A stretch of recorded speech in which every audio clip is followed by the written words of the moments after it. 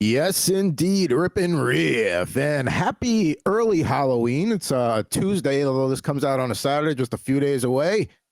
Happy Halloween to all. It is we're gonna do a little special edition of Rip and Riff here on the Better Sports Network and Fantasy Alarm. I'm Adam Bernard at Pucking Thoughts, and as always with me, the man himself, Mr. Jared Moore on Twitter. Jared Moore. Jared, how are we feeling about what we're gonna bring to the table today? Because it's not gonna be a lot of sports, unlike what we usually do. No, it's not. I know in the case of me, it's going to be a little bit of a smorgasbord, which is nice because, like when you were a kid and you would take the pillow sack and go trick or treating in the neighborhood, you never knew exactly like what you were going to get. And you got some pleasant surprises, some not so pleasant surprises from some of the houses in your neighborhood, especially the ones that didn't celebrate Halloween. That was always fun to knock on their door and try to remember what house that was year after year. So, bring a lot of stuff to the table today, so I don't want to divulge too much right off the bat. All right, I like it. I like the tease. Now I'll try and keep it somewhat sports related today. But it's not going to be like your typical upper deck pack or panini pack. No, no, no. We're going back to 1993 Pro Hockey Prospects All Star Edition Classic bonus cards. Now there are some decent rookie names in here, but this was what we are going to consider the trick today. And if you kids don't behave, we'll open up World Football League cards instead. So. We'll turn around the car. We'll go. That's it. Back to Winnipeg. Exactly. I'm the person that I don't want to say I'm doing the equivalent of like handing out toothbrushes instead of candy. Like. All right. Well, I'll offer a few more. Let's say tricks. I might cycle between tricks and or treats depending on my particular mood. But it's Halloween. It's time of year to dress up. We didn't dress up here, but we'll make up for it by opening a variety of packs. Like I'm sure when you were a kid, you probably dressed up as one of the Ghostbusters, for example. So I did. I have a pack of Ghostbusters cards. We could open those up from the second movie. I wish we had them from the first movie since that movie was better, but you take what you can get. And we'll follow that up with a nice pack of Batman cards because who didn't dress up as Batman for Halloween one year? For sure, I was a Ghostbuster, and I'm pretty sure I was Batman one year. But for sure, I was a Ghostbuster. And we'll keep going. I have stacks of these cards, so we'll be able to cycle through them all real quick. Especially since I saw all these movies as a kid, but I don't really remember a whole lot about any of these movies. So it'll be a nice way to kind of touch on all the cards, but not really spend too much time on any particular pack. And he sent me the picture of the pool of packs because that's, like he said, that's not the only. It's more than just those two. If we have time, we'll get to more. So he's got some cool stuff in there that'll be fun to get to. But I guess without any further ado, should we get cracking here? Should we get ripping? Yeah, let's get ripping, baby. Let's get ripping. All right. So again, we're doing a 1993 Classic Series Pro Hockey Prospects. Look for 20 special limited edition bonus cards, one per pack. Over 100 top minor league prospects, 93 draft picks, 24 total cards in the pack, 150 in the set. Just some names we could potentially pull out today include Alexei Kovalev, Roman Hamrlik, Sergei Zubov, Felix Potvin, the immortal Mano Rayum, first female NHL goalie. Who else is in here? Adam Oates, Mark Recchi. So there's some names. So let's get opening here. Let's go, baby. Some of these cards I can already feel through the pack are stuck together, so just bear with me. No. Well, I mean, we are opening 30-year-old packs of cards, so what do we expect? Wow, this has been sealed for more than 30 years because by the time it was packaged up and everything. But damn, let's see here. Oh, I can join the Classic Collectors Club today. Ooh, only $69.99. Nice. Wow. Yeah, I don't know about that. All right, so we're gonna skip over the guys we don't know. Let's see here. So we have Dmitry Motkov. Don't know much about him, but he played for the Adirondack Red Wings. I used to date a girl that lived right where they used to play, the old Adirondack Red Wings in South Glens Falls, New York. Let's see. Now these are all like AHL cards, right? Like AHL, ECHL, like we're talking like minor leagues here, like minor league, college, anything that's not juniors, NHL. like Canadian juniors. Oh yeah, all these cards are stuck together. Okay, so we'll skip that one. Drake Barahowski, when he played for the St. John's Maple Leafs, he was a NHLer for a little while. He had a good career. A guy who we all know, if the card will come unstuck to the thing. Here we go. Keith Jones, Used to watch him on TV with your NHL coverage on NBC Sports, and then over on, I believe, Turner before he took the job with the Flyers in the front office. But there he is with the Baltimore Skyjacks, team that no longer exists. That's a cool card, a Capitals affiliate. How about that? And the Flyers are off to a nice little start this year. They just beat Connor McDavid and the Edmonton Oilers the other night. So again, like we said during the hockey preview last week, and if you missed that, you can go back and watch that.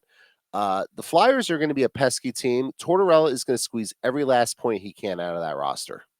Yeah, even though we know they're going to be bad, he's not going to let them be bad on purpose. They're going to be scrappy bad. And even when I looked at the line for that game, like something looked off with both the total and the Edmonton on the puck line. I'm like, yeah, there's just something funny there. And but Philly came out and won that game. They did a good job. I got to watch some of that. Let's see what else we got here. So we'll put the Keith Jones off to the side. We're looking for Roman Hammerlick, but I found his brother Martin Hammerlick. And again, that's interesting. Your camera's doing that weird little effect there with the card. I guess because it's the gloss and like, geez, these really are stuck together. Oh, we got a man, but I mean, you could see the damage right in the middle there because it was stuck. Oh no! Man, that's a bummer. A nice looking card too.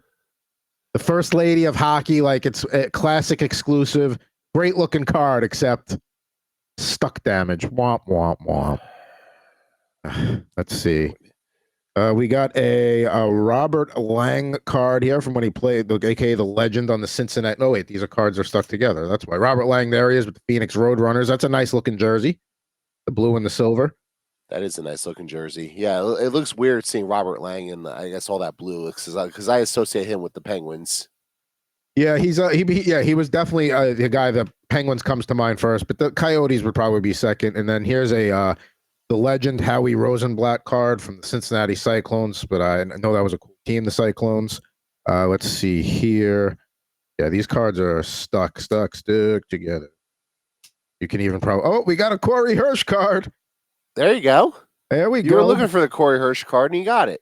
Binghamton Rangers. You bounced around New York for sure, but definitely like one of the names in that pack. And that's a nice looking action shot there.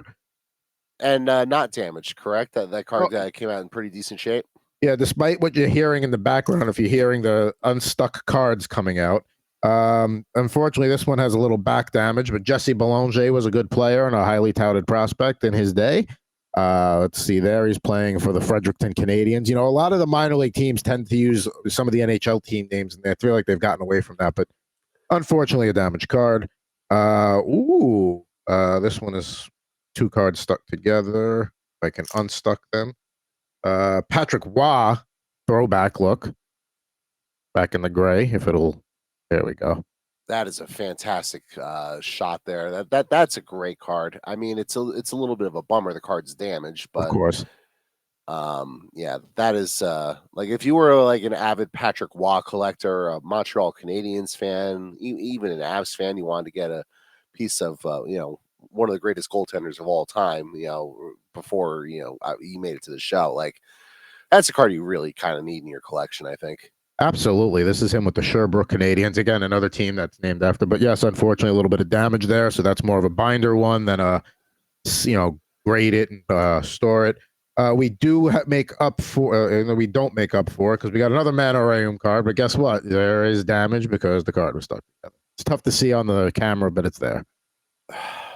Yeah, this pack. I'm just disappointed for you. It's like I'm not even disappointed with the pack because like we're getting like decent names out of it. I say we like I'm keeping the card, but like I'm disappointed for you that like the cards just aren't in better condition. Yeah, I mean that's what happens when you take that chance with a 30-year-old pack.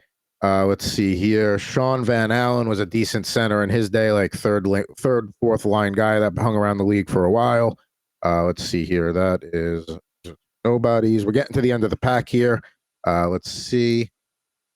And Frazier, it's a nobody. Sorry, we don't need to call you nobody. All right, so here's the quote, the one insert, limited edition, 1 of 40,000, and this one actually the damage is very minor. Joseph Stumple, when he played for the Providence Bruins before he went on to have a pretty decent NHL career there. But there's your one insert to close the pack that we're going to call the trick pack, and I certainly was tricked plenty because I got a lot of damage ones. Yeah. It sounds like they play a lot of tricks on you. I remember the player Joseph Stumple, solid player. The 1 out of 40,000 limited edition is a little comical, but Yeah, only 40,000 of these. The average baseball stadium, I don't know if it's even fills 40,000 if you average them out across the league. But hey, only one of 40,000. All right. So you basically just got the candy bar with the razor blade in it. So maybe I'll go through and open up. Let's start with the Ghostbusters. Yeah. Let's do a nice little trip down memory lane and try not to have the disintegrated bubble gum. I shouldn't say disintegrated. It's just sitting here in like 8,000 little pieces. I mean, Fact, that's like more it should concerning be. that it hasn't disintegrated by now and that it has withstood the test of time. Like that. Oh, it's withstood the test of time. But if you look, you can see it right there in the pack. There's like about 45 different pieces of one stick of gum. But moving along from that, let's see. Bizarre Revolution, Oh scene yeah. from the movie. Yeah. So listen, like, yes, Ghostbusters 1 was better than Ghostbusters 2, but I mean, Ghostbusters 2 is still a good movie. Still one I'm going to watch if I'm finding it flipping around. Filming the subway interior, so a nice little behind the scenes shot. See, I like that, and then that's like also harkens back to the modern day Ghostbusters with Melissa McCarthy and that whole crew, and when they did the scene in the subway with Leslie Jones, and they were chasing the ghost or whatever. Janine's new scheme. Yeah, there we go. I think that was what Annie Potts played her. I think. You can look it up while I pull up the next one. The monstrous mink. I forgot about that. Yep, Annie Potts, Ghostbusters. Yeah, she was the secretary. All right, here's a nice card. A nice card of the guys here. There you go. That's that's penny sleeve worthy right there. I mean, we're missing one of the four, but still, that's a good one. Yeah, we're missing Winston. Winston, but Yeah, racist. Yeah, he yeah, Winston. racist card. Absolutely. What's wrong with you? Also, rest in peace, Harold Ramis. Yes. Let's see. Another scene from the movie. What is it, honey? It's that damn ghost again. I don't know what to do anymore. There you go. Who was your favorite Ghostbuster of the four? Like when you dressed up as Halloween, who was the one you were going to? For me, it was Peter Venkman. I know that's the popular answer, but I was a Peter guy, especially from the cartoon. I always cycled between them because Yeah. my older brother was always Peter, and then like he just let me pick like whichever one of the other ones. So yeah, sometimes I would pick Winston, sometimes I would pick the other guys. So Ray was probably at the bottom of my list. yeah. So a couple more here. Why another? I don't want to say behind the scenes. It's a widescreen SFX shot of the Titanic has arrived. Oh yeah, yeah. Now I'm remembering the whole plot. I should have watched this before we did that tonight. I don't have time, but No, it's just not enough time. Period. Toast to the New Year. there you go. That might be another penny sleeve worthy one. There you go. I remember one year, my dad, when I was a kid, he took me to the actual Ghostbuster firehouse because he worked in downtown Manhattan, like right near where it was. So that was cool. I got to go to the firehouse and everything. That was great. All right, last one from this pack. Artwork. Scolari Ghost 2. Okay. Yeah. Hoping for a few more like recognizable movie scenes, but yeah, I mean, it was a good pack. Better than my pack. Fine. It's fine. I'm Better sort than of mine. like, we're. If I could equate that pack to candy, I wouldn't say candy corn. I would say Circus Peanuts. no. It would be more like I guess getting like Twizzlers. Because like Okay. Yeah. yeah, they're fine to get, but like that's not really quite what I'm looking for It's usually in a the pack. last one you eat, like when once you get into like mid-November and there's very few pieces left. That the Twizzlers are usually the stragglers that are left behind. All right, so this is funny. I opened up the pack of Batman cards while you're doing it. The stick of gum is literally stuck to the one card. Let's So see. Is it yeah, obvious that there was a stick of gum there now on the card? well, Like, it's a stick of gum. no, I'm saying is the mark there. Sometimes it leaves a mark. Oh no, it didn't leave a residue, which is nice, and it's a nice little shot there of the Joker. So again, a pretty good card. That's gonna be one that actually probably goes in a sleeve. I mean, listen. I mean, I know Heath Ledger is regarded as the best Joker of all time, but I mean, Jack Nicholson is like 1B. He was great. That was the first. That was the first Batman movie I saw. That original one. And I Yeah, remember Danny DeVito as the Penguin, and yeah, and shout out to Joaquin Phoenix as well for yes. because he was really good as the Joker as well. So let's see what Tim Burton wants. Go. Yeah, I don't have much to say about any of these cards, so I'm just going to cycle through them all real Yeah, quick. let's go. Danger in the Streets. Yeah, some of these scenes, it's like you remember them when you see like the still frame of it. It's like, oh yeah, okay. Right. I vaguely recall this. This must be like the Bruce Wayne scene where his parents get murdered, right? Say that again. This must be the Bruce Wayne scene where his parents get murdered, like the whole origin story with Oh Batman. yeah, it's got to be, yeah, because it's a younger Joker there. Yeah, and it's just incredible that like every piece of Batman media, video games, comics, everything, they all start the same way with the Bruce Wayne scene where his parents get murdered. Nice shot of Tim Burton behind the scenes. There we go. Yeah, I love the behind the scenes stuff, even if it's just something basic like sitting by a camera or something like that. It's just always cool to look at that stuff. Gotham City landscape. Nice little kind of like a sketch drawing there, but I like that one. That's a nice card. Yeah, yeah, that's also a penny sleeve possibility. Directing Michael Keaton. There we go. So where does he rank on your Batman list? He might be number one. Okay, I would. Yeah, I mean, I can't put Christian Bale like above him. Okay, As much as I thought Christian Bale was pretty good in the role, I can't do that. understood. And then I would agree with that. I can't do it with Clooney. Val Kilmer, I haven't seen the Ben Affleck ones, so I'm not gonna same. have comment on And then you that got one. Val Kilmer too, right? In the mix. Yeah, Val Kilmer. It might be Val more. I think I don't know. I'd have to think more about it. Excellent as Jim Morrison in the Doors movie. That's for damn sure. Flight of the Dark Avenger. There we go. Yeah, see, like I remember that's like I haven't seen the movie in forever, but like that one shot, it's like, oh yeah. Leap from the Bell Tower. Hmm? So I like the yellow frame on the cards too. yeah, it really makes it pop and stand out. Savage Sneak Attack. Yeah. Let me get that in a position where it Like this is actually, focuses. this is making me want to pop the movie on. And last one from this one, Batman design concept. Like that too. So, See, like if you're a Batman collector, like that's a cool one to just have. like that's on a cool display. card just to have as like a Batman fan. So Yeah, it doesn't necessarily have any value, but it's a cool one to have if you've got like a little Batman display, like on your wall, or like you got with your Devil's Puck, something like that. all right, well, you know what? We've gone down this rabbit hole, so I'm just going to keep going with the movies. I mean, who didn't dress up as one of the Ninja Turtles when they were a kid? I definitely did. Now, who was your turtle, by the way? Who was your number one? Raph. See, me too, and we're very rare. We're very rare that we're Raphael people, and I'm like, my friend's like, oh, you like the asshole number one? I'm like, he wasn't an asshole. He was just direct. No, I actually like that he was an asshole. As long as you don't answer Leo, I think any of the turtles is acceptable. I got a turtle right around the time that like that the cartoon was popular. The movie came out. I remember I had the actual movie poster from the first one. I still that turtle is still alive to this day. Raphael, 2023, got that turtle's like 30 years old and he's still going. All right, this is cool. A nice shot of the Super Shredder. Yeah, there you go. And you remember who played Super Shredder in the movie? I do not. Well, hold that thought because I have over here. I think I've shown you this before.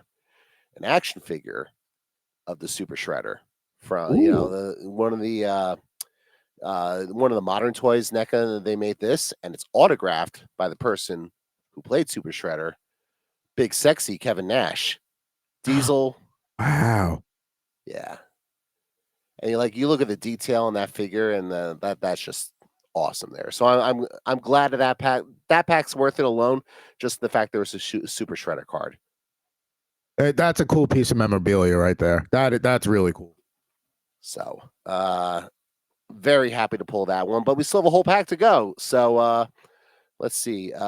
Tackling the Foot Soldiers. See, I like that they use like, all right, so whatever the name of the scene is, they have like the ooze coming out to kind of form the border on the card with that like red trim. Like that's a good look right there. Yep. At April's apartment. I'll leave it up a little bit longer so the There you audience go. can see with the ooze what you're referring to. Yeah, I like that. Another shot here of Shredder. Let the games begin. There you go. See, with like the cards, like the movie cards, the cartoon cards, you can take chances on the colors you use for like the backgrounds and the borders that you really can't do with like a a basketball card, a hockey card. It won't look right. All's well that ends well. Yep. Yeah, so a lot of scene. And shout out to the people who did the costume design, because I mean those were very, very good looking for the time. For the early 90s, like those turtle costumes were fantastic. Very 90s, but yeah, absolutely. We got to save Raph. There we go. Yeah, you got to save Raph. He's the number one. I know people are going to disagree, but and it should be mentioned the back of these cards. It also has like a little descriptor of the scene, so like it'll go into like what happened in the movie at that particular point. There you go.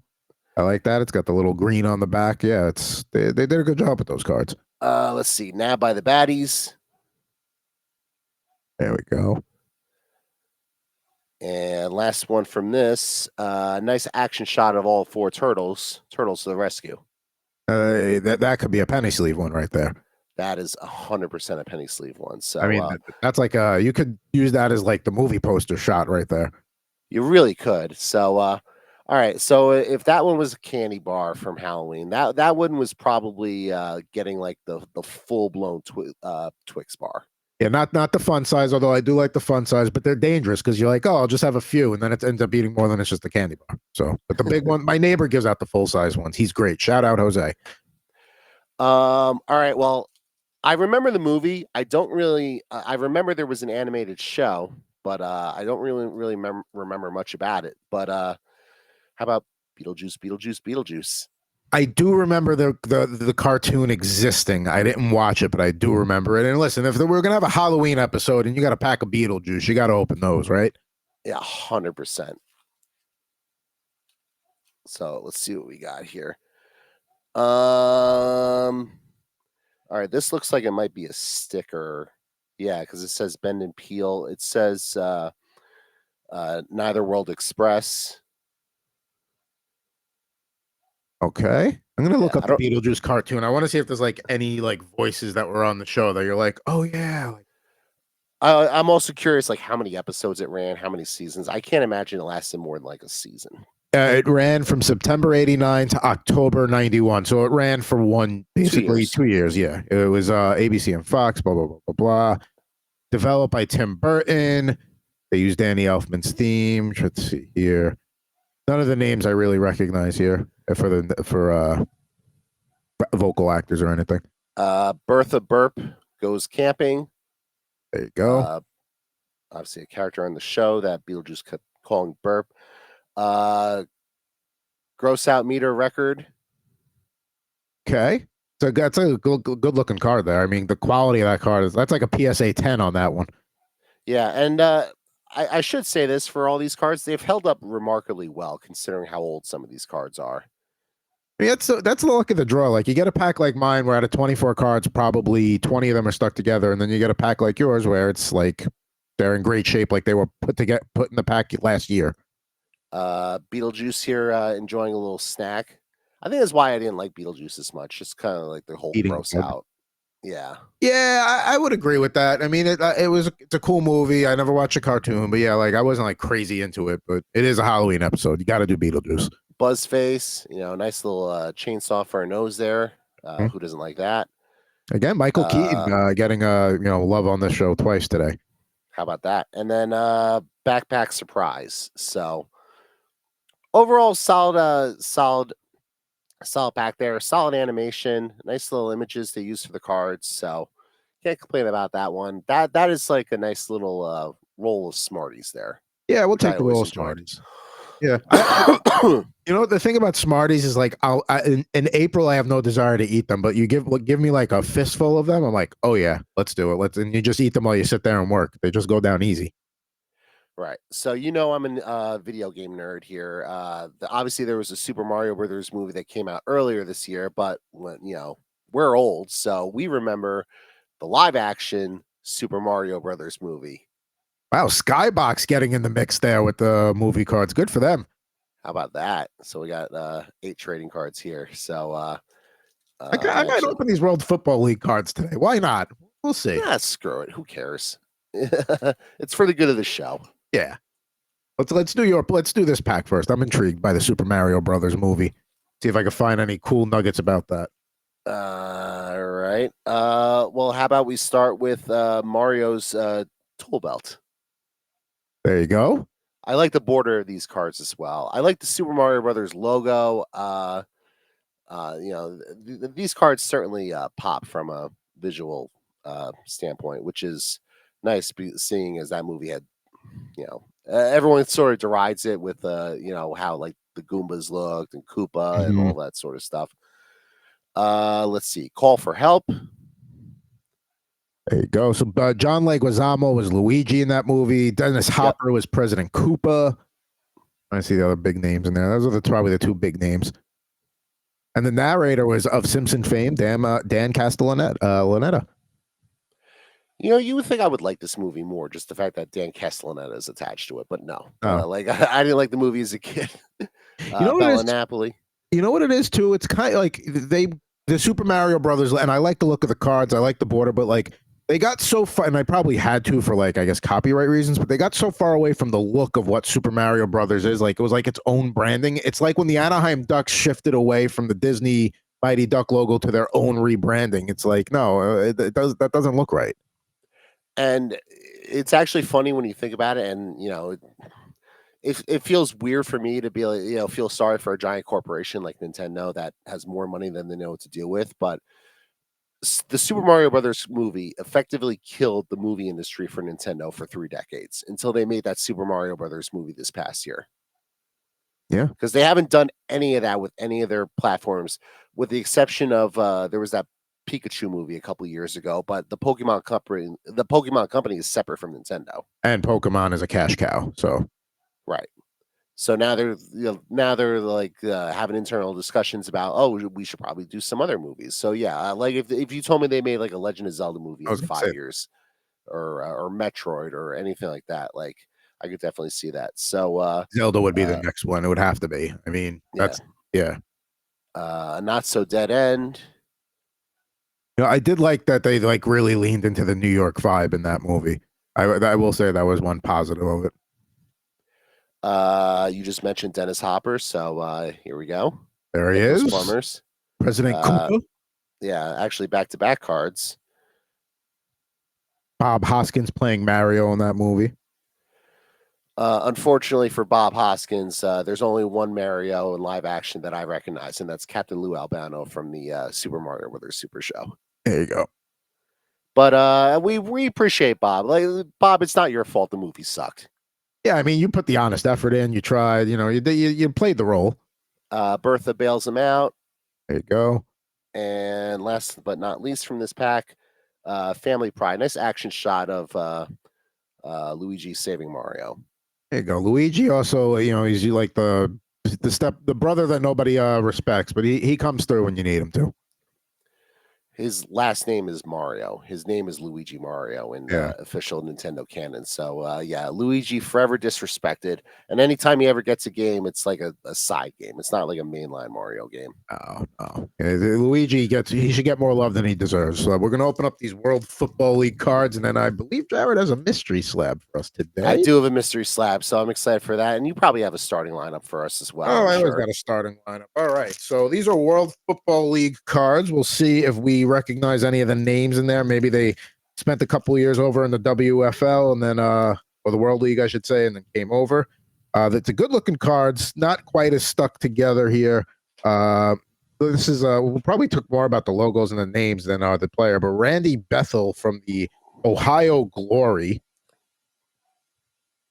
The Ohio Glory. Wow. The what a card name. itself is a good looking card. I mean, they got to look something different, but they got the actual framing and stuff. Like it's a good layout, but Let's see here.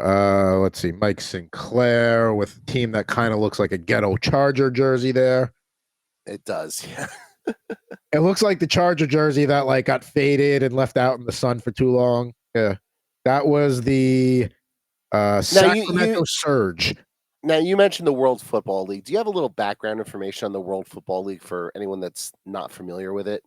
I mean, it was around for a little while in the early 90s. I believe New York, New Jersey had a team. The Knights, I want to say. Let me pull up. Was it another one of these spring leagues that pops up? So like now you have like the new USFL, the XFL, there was the UFL a few years ago. Was it one of those leagues?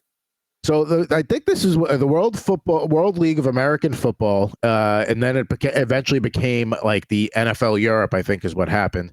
I'm looking at the thing here. The league's first two seasons in '91 and '92 saw considerable popularity from three European clubs, which were Barcelona, Frankfurt, and London. And yeah, so it basically acted as like a precursor. And then yeah, there's a whole list of the New York, New Jersey Knights. That was our team. I remember that. They didn't last a couple of years.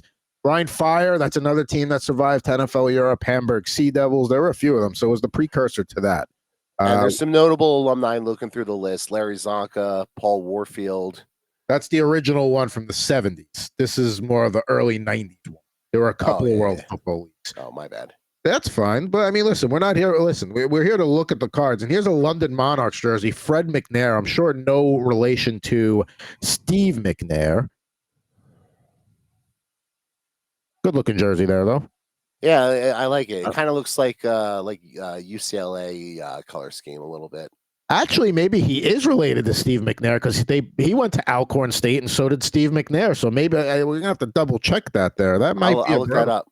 Yeah, next we got an Orlando Thunder jersey, which is actually cool because they went with this like faded lime green shade for their jersey. I mean, the camera immediately focused on it. That goes to tell you how like that shade is right there. Look at that green. So back to Fred McNair for a second, and that's a great shade of green. I love that. So thank you for drawing my attention to that. He is the brother of Steve McNair, and he is currently the head coach of Alcorn State. It goes to show you how much college football I pay attention to, but Dan Servadidio would have called me out on that for sure. Dan Servadidio does not know who the head coach of Alcorn State is. He might. I don't know. I'll message him on Slack. I'll just say, hey, without looking, can you tell me who the head coach of Alcorn State is? Because it was the brother of a legend that like he might. That's one of those weird things. Another Orlando jersey there, Carl Dunbar. Let's see here. Eddie Britton from the Binghamton Fire, which I believe eventually went to go become the Rhine Fire. Right there. It's a cool looking helmet. Very cool. I like that. This almost looks like a Mike Allstott card, but it's Steve Avery. Like if you look quick, it's 42. It's not 40, but it's close. Let's see here. Another London Monarch. Let's see here. Another second. This is actually a very high resolution photo for the time of the Sacramento Surge player here. Good looking card. Yeah, that's really good, especially now that it's focused. Oh yeah, that is a great shot. Yeah, that's like I don't know if any of these cards are penny sleeve worthy, but maybe that's why the league folded. They spent all their money on getting on high quality cameras for the time. You need the best lenses possible to cover the game. Have to have it. I mean, it's not like other forms of media are going to come out that are going to be way better than still frames. We got from the San Antonio Riders here. We got Brad Goebel, good looking jersey pant combo with the helmets. Let's see. Shout out to Brad Goebel. A good fun last name to say. We have a double of Daryl Harris here, so we got 2 in 1 pack. Playing. He went to Arizona State. There he's part of the Montreal Machine. What a team name. We got a couple more cards to wrap it up here. We've got from the Barcelona Dragons, Mike Ruth right there. And then we finally got a New York, New Jersey Knight. We got a hometown boy, Jared. Monty Gilbreth and the white jerseys there with the silver helmets. I have no comment. Yeah. I have nothing. I'm sorry. As somebody whose high school is the Golden Knights, I have a soft spot for the New York, New Jersey Knights just on the name. And then to wrap it up, Ben Brown, the quarterback of the Montreal Machine, who looks like he's more concerned about, I don't know, but it doesn't look like he's thinking about football there. He's going through his warm-ups. He's trying to make a positive impression. So, hopefully he gets noticed at the next level. So I don't think it worked. Yeah, because I don't never heard of the player until 30 seconds ago. But So regarding the Montreal Machine team name, how long do you think they were in that board meeting to come up with the Montreal team name? What do you think that was? 5 minutes, 8 minutes? Come up with the machine? that seems like the type of team name that went to the newspaper and the public voted on it, Yeah. And that was before people along with got like smart 3 enough other to like options. Bodie McBoatface and things like that. This is pre that era. Right. They gave him like 4 options, and Montreal Machine was the best one out of the 4. Yeah. Like the Montreal Menace, the Montreal How about the Marauders? yeah, the Marauders, sure. I mean, that's a very XFL team name if I've ever heard one. But yeah, I guess that's another trick or a treat. I Yeah. don't know. I'm glad we opened them because it's a good looking card. We saw some cool jerseys, but like you said, today's about clearing out some packs out of this to make room for other ones. I promise we have better packs. We have not run out. No. Next week we're back to all sports. I promise. We'll kick off November the way we usually are here on Rip and Riff on the Better Sports Network and Fantasy Alarm. We've gotten to Mystery Slab time, the occasional segment we do. Jared, Yes. take it away.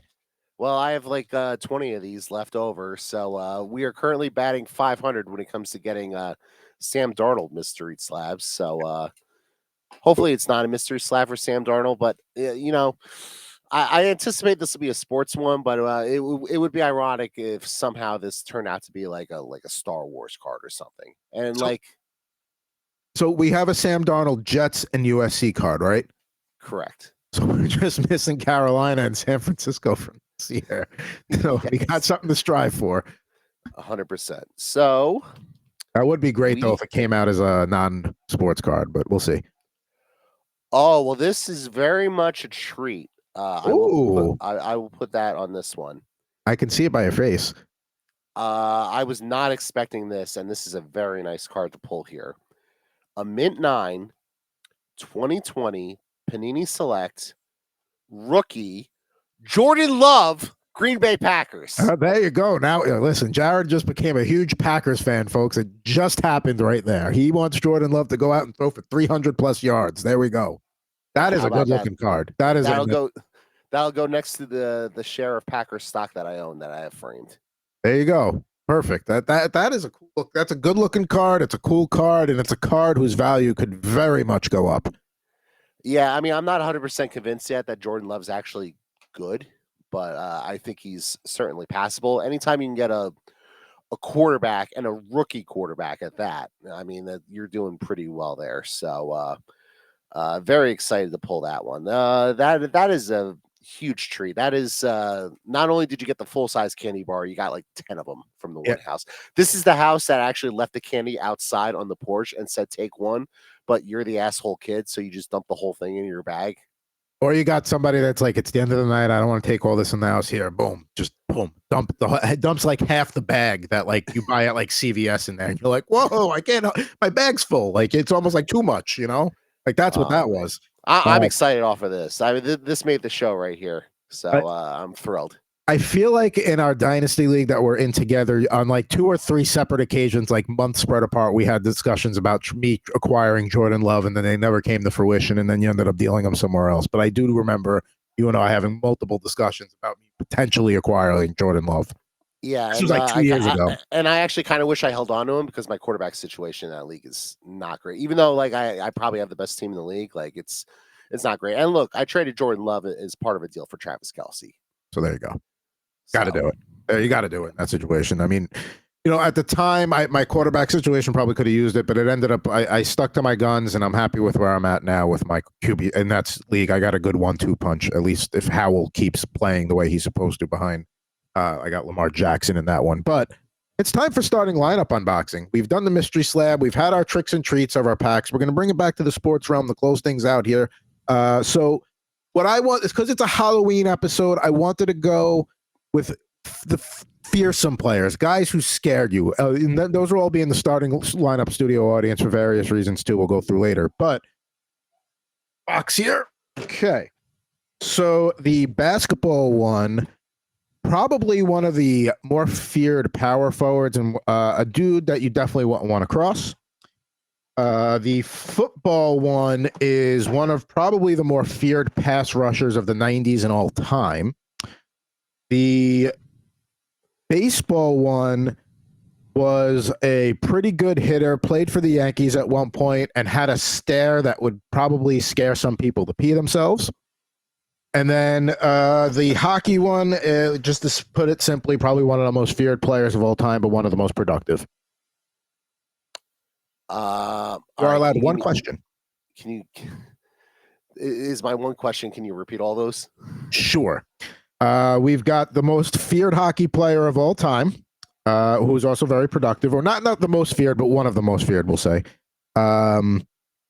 We have the baseball player is a outfielder who had a stare that could have lasers come out at any given point. Played for the Yankees at one point. He played for the Yankees at one point. Okay.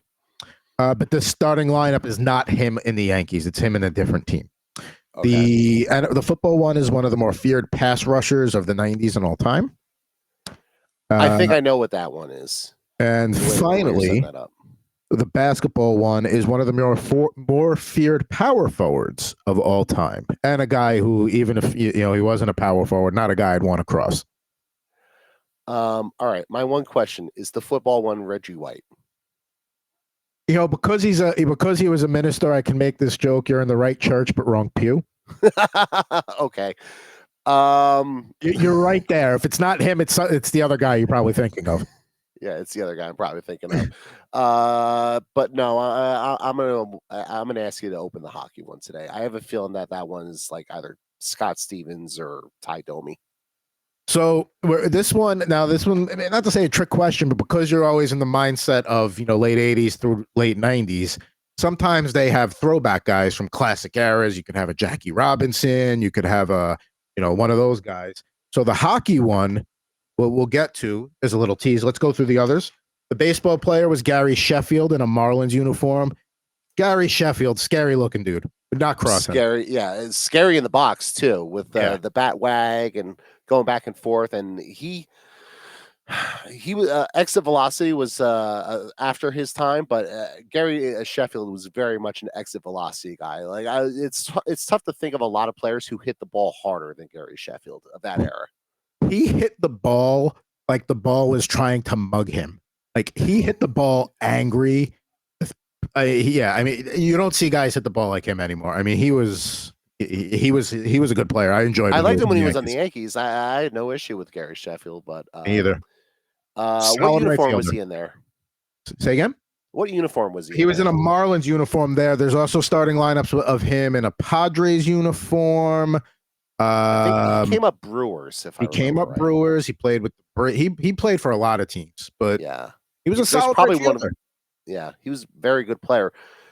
Probably should be in the Hall of Fame, but I don't disagree. Now you got you said Reggie White, so like I said, right church, wrong pew. Bruce Smith, yeah, that would have been the other one, which is a good looking one there with the Bills need to go back to that red helmet. I'm sorry, like that's a sharp looking helmet. Let's go back to that. There's not enough red helmets in the NFL. There's plenty of white. There's not enough red. And then the basketball player, Mr. Kevin Garnett.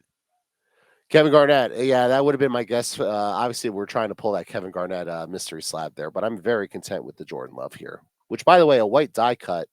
Sorry to come back to it, so you can kind of see it's the outline around the card. You can see my finger behind it. So how I know you genuinely like the card is because we went back to it. Well, like we didn't go back to the Sam Darnold cards once we moved on from those. So.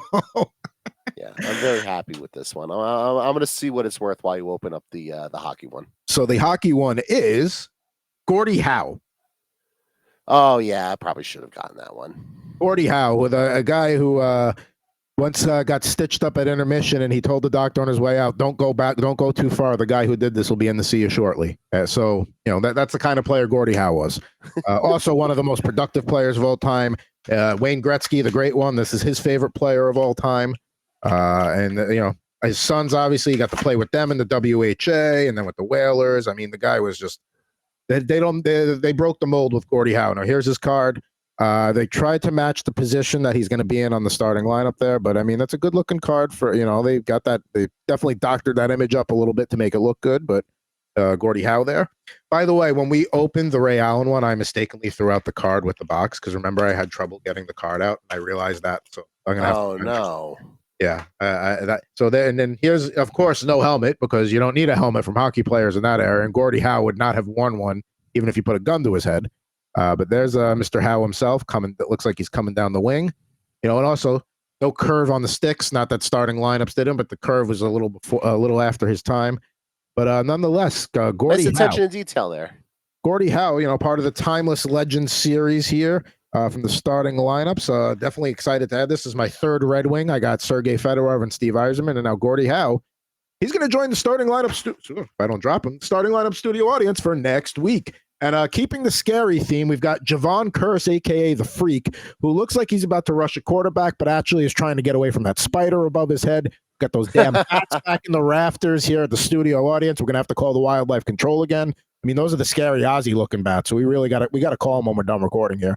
Then we got Mike Allstott, which is not a guy. You talk about, can you tackle Derrick Henry? Could you tackle Mike Allstott? And then Mariano Rivera, one of the most feared pitchers of all time. And then Shaquille O'Neal, who was unboxed during our NBA special, also a very feared player. You did not want to get in his way in the lane. Then we go down to the bottom here. We got Pavel Bure. If you were a goaltender, you had nightmares about him skating up on you with his speed, the Russian Rocket. To his right, Mr. Chris Pronger, one of the more feared hitters of all time and one of the better defensemen of all time. Brendan Shanahan, who was opened up 2 weeks ago. Not a guy I'd want to fight. He wasn't a guy who fought all the time, but when he did, he was feisty. And then, of course, Cam Neely, another guy I would not want to mess with from the Boston Bruins. So there you go. The fearsome starting lineup studio audience for our Halloween spectacular. How about that? That was a good episode. That was that was a lot of fun. It was a nice change of pace. We got a little bit of sports in, but we had fun. We took some trips down memory lane with some Halloween costumes. Talked a little World Football League and some hockey prospects when they weren't stuck together. Are you still going on about that? Yeah, I mean, you might hear about this one more or two more times before our next recording. So fair warning. Oh boy, fair enough. Well, if we're gonna do that, then I'm gonna keep bringing up the Jordan Love rookie card that we just pulled. Let's end on a high. Yeah, I mean, listen, when you go to get those slabs, that's a good one right there. That's what you're hoping for. That's what you're hoping for. Yes, I'm hoping for. Honestly, I don't even expect NFL rookie quarterbacks. You know what I'm really hoping for with these mystery slabs, like NBA rotation players. That's an interesting hope, but okay. Well, just because like players that they play in the league, obviously rookies would be preferred, and we've gotten a few rookies here, so it seems like they're at least giving us rookie cards with that. But yeah, just guys like where their value could potentially fluctuate, and maybe it goes up. It doesn't necessarily need to be a superstar player, but like if somebody gets on the right team or in the right spot, maybe the card could skyrocket value if a guy drops like 40 in a playoff game or something.